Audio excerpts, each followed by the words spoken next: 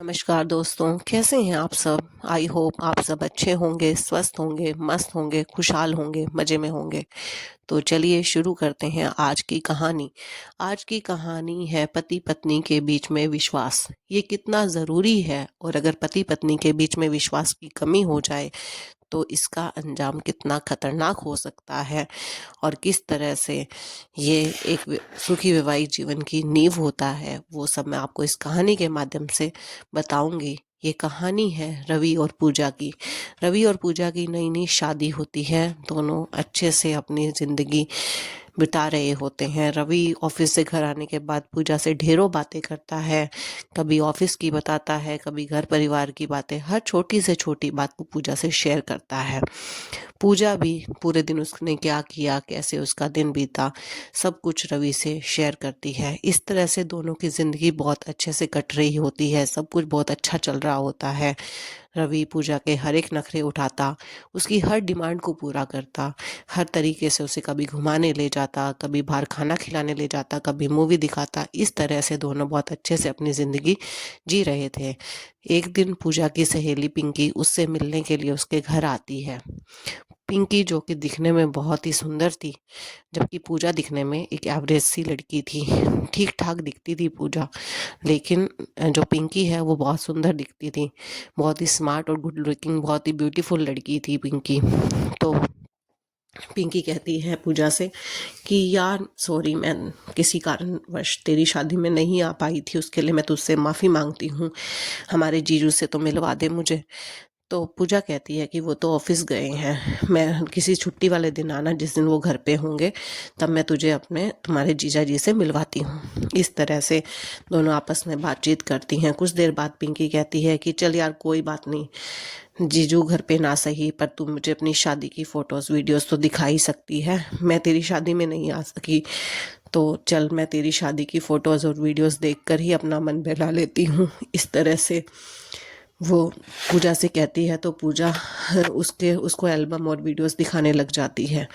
इसी बीच जब पिंकी रवि को देखती है तो वो सोचती है कि इस जैसी पूजा जैसी एवरेज सी दिखने वाली लड़की को इतना सुंदर, इतना प्यार करने वाला हस्बैंड कैसे मिल गया, जबकि मेरा हस्बैंड तो दिखने में बिल्कुल ही एवरेज है। कहाँ मैं इतनी स्मार्ट, कहाँ मेरा हस्बैंड, पता नहीं मेरे माँ बाप ने क्या सोचकर मेरी शादी उससे कर दी।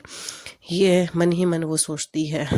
तब पूजा उसके लिए चाय नाश्ता लेकर आती है। दोनों हंसी खुशी से एक दूसरे से मिलकर विदा होते हैं। घर आने के बाद पिंकी सोचती है कि काश रवि मेरा पति होता, काश कुछ भी ऐसा करूं जिसकी वजह से मुझे इस एवरेज से लड़के जो मेरा पति है इससे छुटकारा मिल जाए। इस तरह से वो सोचती है, दिमाग लगाती है, क्योंकि उसे पूजा की किस्मत से बहुत ज़्यादा चिढ़ हो रही थी, जलन मच रही थी। इसलिए अब वो पूजा से मिलने जब तब 2-3 दिन में, हर थोड़े दिन में मिलने के लिए पहुंच जाती है। एक दिन उसे मौका मिल जाता है और वो पूजा के फ़ोन से रवि का नंबर ले लेती है।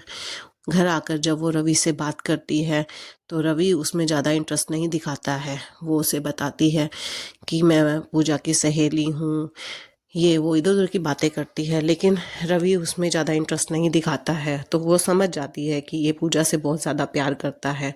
ये पता नहीं ये कैसा लड़का है, इसे एवरेज से दिखने वाली पूजा इतनी पसंद है, जबकि मैं इतनी खूबसूरत लड़की से आगे से इतना सब मतलब अट्रैक्ट करने की कोशिश कर रही है, और वो समझ भी जाता है तो भी वो मुझे भाव नहीं दे रहा या मेरी तरफ अट्रैक्ट नहीं हो रहा। ये सोचकर वो परेशान हो जाती है। उसकी चिढ़ और ज़्यादा बढ़ जाती है कि ऐसा मुझ में क्या कमी है और ऐसी पूजा में क्या खासियत है कि रवि उसमें ही इंटरेस्ट दिखा रहा है। इस तरह से वो दिमाग लगाती है। एक दिन उसे पता होता है किस दिन रवि की छुट्टी होती है, क्योंकि वो रैंडमली पूजा से मिलने पहुंच जाती है घर पे। तो उसे पता चल जाता है किस दिन रवि घर पे होता है। एक दिन रवि जब घर पे होता है तो पिंकी पूजा के घर पहुंच जाती है। तो जब रवि देखता है कि दोनों सहेली आपस में मिल रही है तो पिंकी उसे थोड़ा बहुत टीज़ करती है, यानी कि जो जीजा साली के बीच में थोड़ी हंसी अटकली चलती है वो सब करने की कोशिश करती है, पर रवि कोई इंटरेस्ट नहीं दिखाता और वो उठकर चला जाता है। तब बाई चांस रवि अपना जो फ़ोन है वो मैं ड्राइंग रूम में ही छोड़ के चला जाता है। तब पिंकी ये चीज़ देख लेती है, इसलिए पिंकी पूजा से कहती है कि यार मेरा कॉफ़ी पीने का बहुत मन कर रहा है, प्लीज़ यार मेरे लिए कॉफ़ी बना ला। तो जो पूजा है वो पिंकी के लिए कॉफ़ी बनाने के लिए चली जाती है। पीछे से रवि के फ़ोन से पूजा पिंकी अपने फ़ोन पर रवि के फ़ोन को उठाकर पिंकी अपने फ़ोन पर कुछ रोमांटिक मैसेजेस करती है। उसके बाद रवि का फ़ोन वापस रख देती है जब तक पूजा कॉफ़ी बना कर लाती है और अपने घर चली जाती है कॉफ़ी पीने के बाद। उसके बाद वो रवि को ब्लैकमेल करना शुरू कर देती है कि मेरे फ़ोन में तुम्हारे फ़ोन से कुछ रोमांटिक मैसेज आए हैं, अगर तुम मुझसे मिलने नहीं आओगे, मुझसे बात नहीं करोगे, तो मैं ये सब चीज़ें पूजा को दिखा दूंगी और पूजा तुम्हें छोड़ के चली जाएगी। तब रवि उसे समझाने के लिए, उसे मिलने के लिए तैयार हो जाता है। पिंकी उसे रेस्टोरेंट में मिलने के लिए बुलाती है। वहाँ पर वो उसे समझाने के लिए जाता है। रवि उससे पिंकी को कहता है कि प्लीज़ मेरी शादीशुदा ज़िंदगी को बर्बाद मत करो और ये मैसेजेस जो तुमने अपने आप ही मेरे फ़ोन से अपने फ़ोन में किए हैं, प्लीज़ उनको डिलीट कर दो।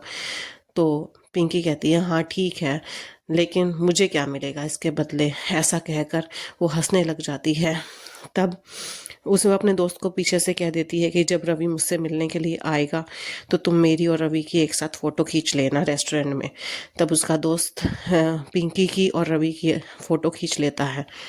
तब रवि उसे समझा के चला जाता है। अगले ही दिन पिंकी पूजा से मिलने जाती है और कहती है कि तुम्हारे पति का तुम में कोई इंटरेस्ट नहीं है, वो मुझ में ज़्यादा इंटरेस्टेड है। वो जब से मैं तुम्हारे घर आई थी, तुम्हारे पति ने मुझे पहली बार देखा तो उसने मुझे मिलने के लिए रेस्टोरेंट में बुलाया और वो मेरे में इंटरेस्टेड है, प्लीज़ तुम हम उन दोनों के बीच में से हट जाओ।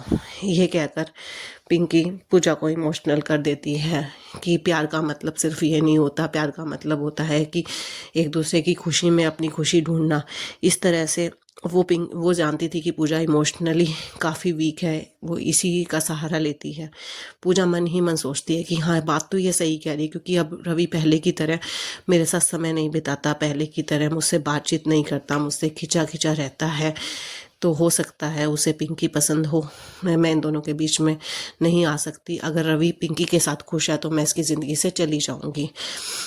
और आजकल रवि इसलिए पूजा को टाइम नहीं दे पाता क्योंकि उसके ऑफिस में नया प्रोजेक्ट चल रहा होता है और उस पर बहुत बड़ी रिस्पॉन्सिबिलिटी होती है। वो थक जाता है, वो स्ट्रेस में होता है, वो ज़्यादा टाइम पूजा को नहीं दे पाता। और पूजा यही सोचती है कि पिंकी जो कह रही है वो सही है, और उसने फ़ोटो भी दिखाई होती है रवि की और खुद की।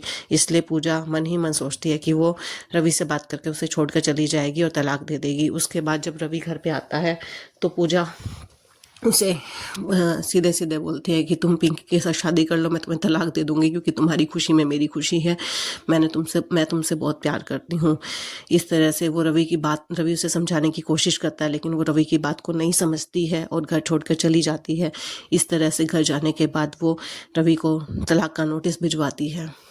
तो जब रवि को ये बात पता चलती है तो वो ये सदमा बर्दाश्त नहीं कर पाता और उसे माइनर अटैक आता है, हार्ट अटैक। जब उसके कलीग उसे हॉस्पिटल लेके जाते हैं, जब उसे होश आता है तो रवि सिर्फ ये कहता है कि एक बार पूजा को प्लीज़ फ़ोन करके बुला दो, उसे कह दो कि मैं हॉस्पिटल में एडमिट हूँ, मैं उससे एक बार मिलना चाहता हूँ, प्लीज़ मैं उसके बिना नहीं रह पा रहा हूँ। तो उसके जो कलीग हैं उनमें से उसका एक दोस्त होता है राहुल, वो पूजा के पास फ़ोन करता है और कहता है कि ऐसे ऐसे रवि बीमार है और उसकी हालत सीरियस है, प्लीज़ उसे मिलने के लिए तुम हॉस्पिटल में आ जाओ। तब पूजा रवि से प्यार तो करती है, इसलिए वो जल्दी ही रवि से मिलने के लिए हॉस्पिटल में आ जाती है। वहाँ पे जाके जब सब लोग चले जाते हैं तो सिर्फ वहाँ पे राहुल, रवि और पूजा ही रहते हैं। तो राहुल उन दोनों से पूछता है कि जब तुम्हें एक दूसरे से इतना ही प्यार है तो तुम दोनों अलग क्यों हो रहे हो। तब मैं पूजा उसको सारी बातें बताती है, तो तब वो कहता है कि अच्छा ये बात है क्या। अरे यार ये बात तो मेरे को भी खटकी थी, क्योंकि ना ऑफिस में जो इसके पास पिंकी ने कॉल किया था और इसे मिलने के लिए बुलाया था, उस वक्त इसका कॉल रिकॉर्ड हो गया था ऑफिस में। तो मैं तुम्हें वो रिकॉर्डिंग सुनाता हूँ। उसके बाद पूजा को राहुल सारी रिकॉर्डिंग सुनाता है जिसमें कि रवि बार बार पिंकी से कहता है कि प्लीज़ मेरा पीछा छोड़ दो, मेरा पीछा छोड़ दो।